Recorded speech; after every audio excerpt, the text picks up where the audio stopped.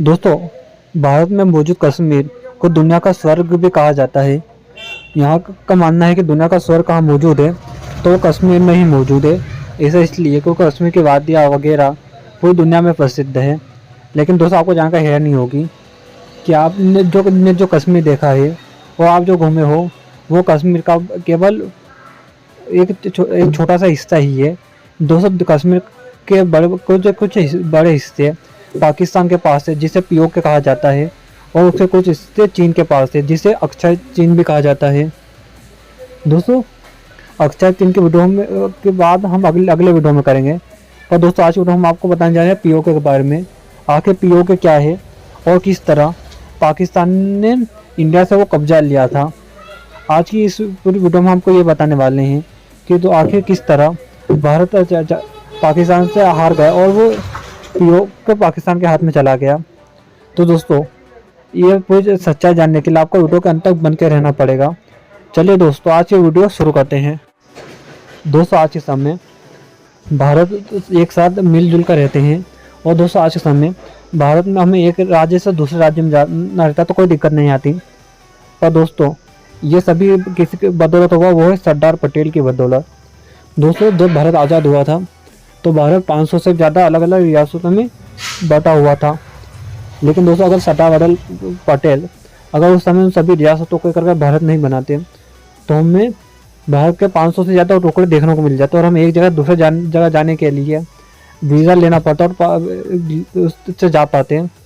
लेकिन दोस्तों, उनका नाम इतिहास से मिटा दिया गया, और आज के इतिहास में ये पाया जाता है कि अंग्रेज़ों ने भारत को एक करा था और उसी कारण भारत एक हो पाया। पर यह बस एक काला इतिहास है, क्योंकि अंग्रेज़ों ने बस आज तक तोड़ने का काम करा है, उन्होंने जोड़ने का काम नहीं करा। यहाँ तक कि जब वो भारत आज़ाद हुआ था तब भी उन्होंने भारत को दो हिस्सों में तोड़ दिया, भारत और पाकिस्तान। इससे भी उनका पेट नहीं भरा, तो उन्होंने जो भी 500 से ज़्यादा रियासतें थी उनको भी अलग तोड़ने के लिए एक ऐसा और नियम बनाया कि उनको बता दिया, या तो तुम भारत के साथ चल जाओ पाकिस्तान के, या फिर एक अलग देश बन जाओ।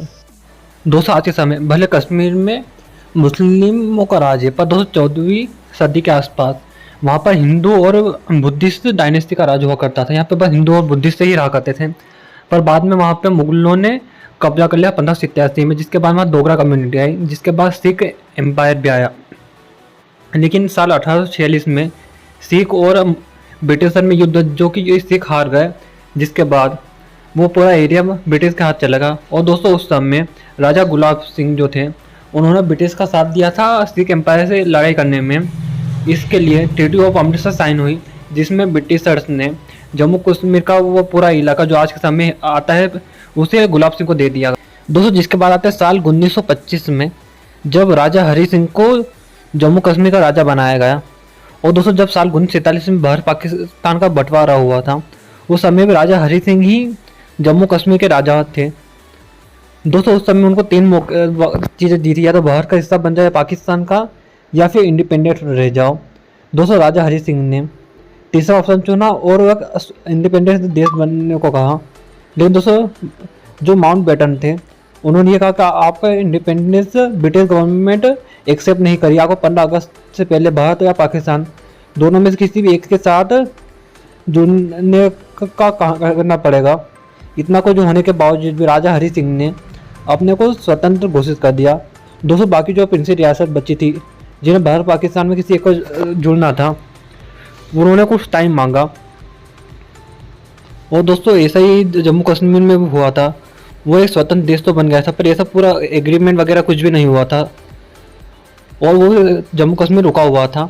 लेकिन दोस्तों, उसके बाद ही पाकिस्तान अपना रंग दिखाना शुरू कर दिया। उसने कश्मीर की फूड चेन को रोक दिया, पेट्रोल सप्लाई को रोक दिया, रेलवे सर्विस को काट दिया। वो बस मौके तलाश कर रहा था कि किस तरह वो कश्मीर पे हमला कर सके। सरदार पटेल और माउंट बैटन के लाख देने के बावजूद भी कश्मीर एक स्वतंत्र राज्य घोषित हो गया बाद में, जो कि खुद का स्वतंत्र देश था, जो कि ना पाकिस्तान के साथ जुड़ा ना भारत के साथ। लेकिन दोस्तों, बात करें पाकिस्तान की कश्मीर पे बुरी नज़र थी, और वो किसी तरह कश्मीर पे कब्जा करना चाहता था।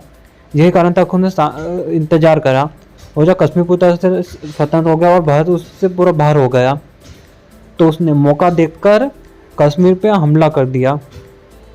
दोस्तों पाकिस्तान की बात करें, उसकी सेना बहुत ज़्यादा बड़ी थी। यही कारण था कि राजा हरि सिंह ने उससे युद्ध तो करा, पर बड़ी सेना होने के कारण राजा हरि सिंह पाकिस्तान को नहीं रोक पाया। वो कश्मीर के लगभग आधे हिस्से पर पाकिस्तान ने कब्जा कर लिया। दोस्तों राजा हरि सिंह की सेना पूरी तरह हार ही गई थी। तभी उन्होंने भारत से मदद मांगी। दोस्तों भारत उसके मदद करने के लिए एक पाँव पे खड़ा था, पर दिक्कत ये थी कि भारत किसी पर कश्मीर को भारत के साथ जोड़ना चाहता था। लेकिन अगर भारत उस समय उसकी कुछ मदद कर देता तो कश्मीर तो बच जाता, पर कश्मीर अलग ही देश ही रहता और भारत के साथ नहीं जुड़ पाता। इसीलिए भारत ने एक शर्त रखी कि हम आपकी मदद तो कर देंगे, पर उसके लिए आपको भारत के साथ जुड़ना पड़ेगा। राजा हरि सिंह के पास और कोई रास्ता नहीं था, इसीलिए अपने लोगों की सुरक्षा और आगे के भविष्य के लिए उन्होंने भारत के साथ जुड़ने के लिए हाँ कर दी और भारत के जुड़ने के साथ साइन कर दिया। जिसके बाद भारत ने अपनी विशाल सेना को भेज दिया, जिसके बाद भारत पाकिस्तान में युद्ध हुआ और भारत ने पाकिस्तानी सेना को खदेड़ दिया। और दोस्तों ये पाकिस्तान की सेना पर छोटे हिस्से पर ही बची थी, बाकी पूरे भारत सरकार ने उसे खदेड़ दिया था। दोस्तों उस समय बात करें सरदार पटेल की, सरदार पटेल पूरे कश्मीर को भारत के साथ जोड़ने ही वाले थे। लेकिन दोस्तों बात करें लॉर्ड माउंटबेटन की, उनके एक गलत फैसला लिया। उनका मानना था कि हमें इस बात को यूएन में ले जाना चाहिए, यूएन इसका सही फैसला करेगा। ये इस भारत की सबसे बड़ी गलती निकल गई।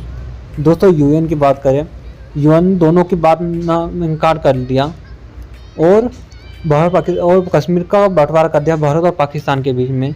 उनका यह यूएन का यह मानना था कि कश्मीर किसके साथ रहेगा या भारत पाकिस्तान डिसाइड नहीं करेगा, बल्कि वहाँ के रहने वाले लोग डिसाइड करेंगे। और वो वोटिंग के लिए वोटिंग कराना चाहता था। लेकिन दोस्तों पाकिस्तान की बुरी नज़र तो कश्मीर पे थी ही सही, और उसी बुरी नज़र के चक्कर में उसने कश्मीर के जो छोटे एक हिस्सा था उस पर जो अपनी सेना भेज कर कब्जा करा था वो उस पर खाली नहीं करा। भारत ने भले अपनी सेना पीछे हटा ली हो यूएन की बात मानकर, पर पाकिस्तान ने यूएन की बात नहीं मानी और अपनी सेना वहीं पे रख दी। और दोस्तों आज के समय उसे ही पीओके कहा जाता है, पाकिस्तान अधिकार कश्मीर।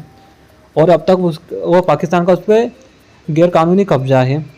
दोस्तों आज तक ये यूएन में चल रहा है, पर यूएन अब तक इसका कोई फैसला नहीं निकाल पाया है। उस समय अगर भारत बिना कुछ सोचे समझे अगर सेना भेज देता और उसको खदेड़ देता तो आज पीओके भारत का हिस्सा होता। और दोस्तों वहाँ पीओके में रहने वाले कई हिंदू जो पाकिस्तान में रहकर बहुत ज़्यादा अत्याचार झेल रहे हैं, वो भारत में रहकर सुखी रहते हैं। दोस्तों आज के समय भी पाकिस्तान के पीओके में रहने वाले लोग भारत के साथ जुड़ना चाहते हैं, वो भारत के साथ रहना चाहते हैं। उन्हें पता है कि पाकिस्तान उनके भविष्य वगैरह के लिए कुछ नहीं कर रहा और वो पाकिस्तान से तंग आ चुके हैं। दोस्तों ऐसे चलता रहा, आने वाले समय में पीओके भारत के साथ जुड़ जाएगा। दोस्तों आपको क्या लगता है भारत में वो कौन आदमी है जो पूरे पीओके को भारत के साथ जोड़ सकता है? आप उसका कमेंट बॉक्स में नाम लिखना ना भूलिए। मैं देखना चाहता हूँ आपकी नज़र में वो कौन सा आदमी है, कमेंट जरूर करें।